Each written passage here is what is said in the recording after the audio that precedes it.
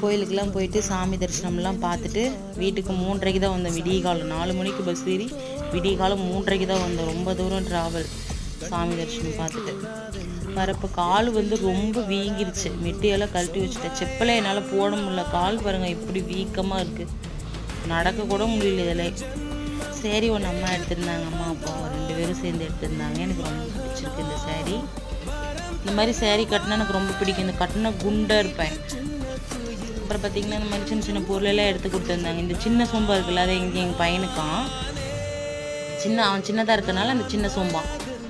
அந்த பெரிய சோம்பு இருக்குல்ல, அது எனக்கான். ரொம்ப மிஸ் பண்ணுறேன் எங்கள் அப்பா அம்மாவை.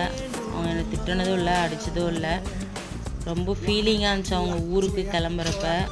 பஸ் ஏறி போனதும் நாங்கள் இந்த பக்கம் பஸ் ஏறி வந்துட்டோம். என்ன கேட்டாலும் வாங்கி கொடுத்துருவாங்க. எனக்கு ரொம்ப பிடிக்கும். ரொம்ப கஷ்டமாக இருந்துச்சு அவங்க ஊருக்கு போகிறப்ப.